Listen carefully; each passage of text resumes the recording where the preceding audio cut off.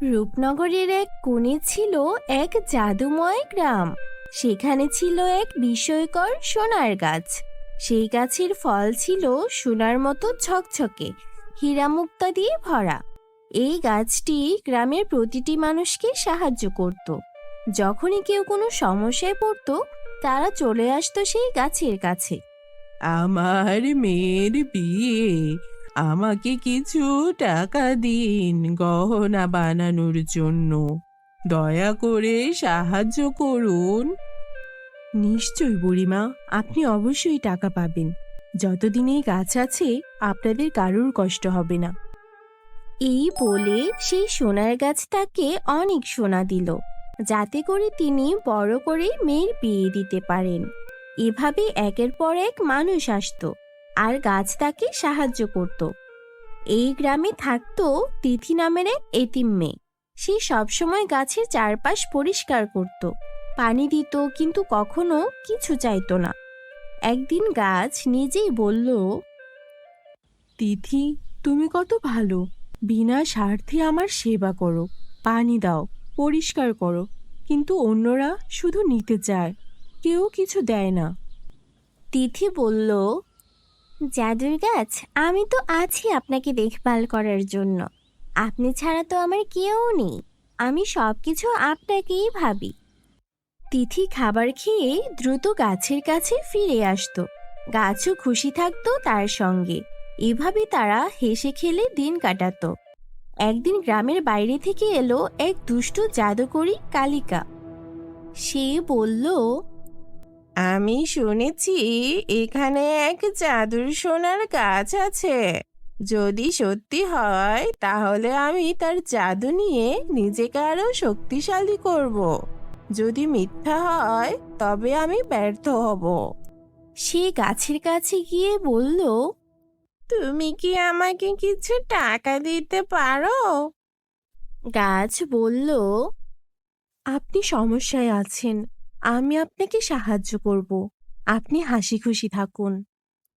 এই বলে গাছ তাকে অনেক হীরা মুক্তা ও টাকা দিল। কালিকা অবাক হয়ে গেল এবং রাতে আবার ফিরে এলো। সে বলল, বোকা গাছ, এখন আমি তোমার সব শক্তি নিয়ে নেব। তখন আমি হব সবচেয়ে শক্তিশালী। গাছ কাঁদতে কাঁদতে বলল, দয়া করে আমার শক্তি নিও না। আমি গ্রামের সবাইকে সাহায্য করি, ওদের মুখের হাসি কেড়ে নিও না। কিন্তু নিষ্ঠুর কালিকা কিছুই শোনে না। সে গাছের সব জাদু কেড়ে নেয়। পরদিন সবাই দেখে গাছ আর আগের মতো নেই। এই গাছ তো আর কোনো উপকারে আসবে না, শুধু শুধু জায়গা দখল করে আছে। কেটে দিচ্ছি না কেন? এখানে একটা আম গাছ লাগানো উচিত। তারা গাছটিকে কেটে ফেলার কথা ভাবতে থাকে। তখনই সেখানে তিথি চলে আসে আর বলে, তোমরা কতটা লোভী। যখন গাছ তোমাদের সাহায্য করত তখন ভালো ছিল, আর এখন বলছো কেটে ফেলবে।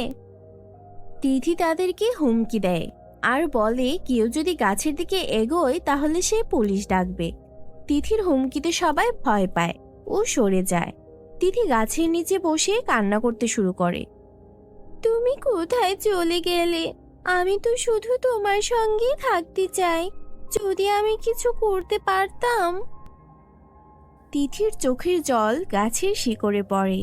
হঠাৎই গাছ আস্তে আস্তে কথা বলে ওঠে। তিথি, তুমি আমার পাশে ছিলে, আমার যত্ন নিয়েছো। আমার মধ্যে এখনো কিছু প্রাণ আছে, তবে আমি বেশিক্ষণ টিকতে পারবো না।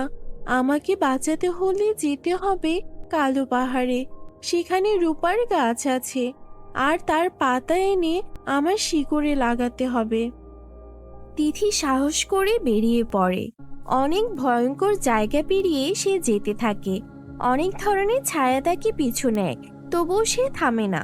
অবশেষে রূপার গাছের কাছে গিয়ে সে বলে, দয়া করে আমাকে 2টা পাতা দিন, আমার গাছকে বাঁচাতে হবে। রূপার গাছ মুগ্ধ হয়ে তার পাতাগুলো দিয়ে দেয়। তিথি ফিরে এসে সেগুলো সোনার গাছের শিকড়ে লাগিয়ে দেয়। গাছ আবার প্রাণ ফিরে পায়।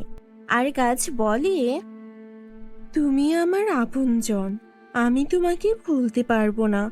তবে এবার থেকে আমি এক সাধারণ গাছ হয়ে যাব, যাতে কেউ আবার আমার শক্তি অপব্যবহার করতে না পারে।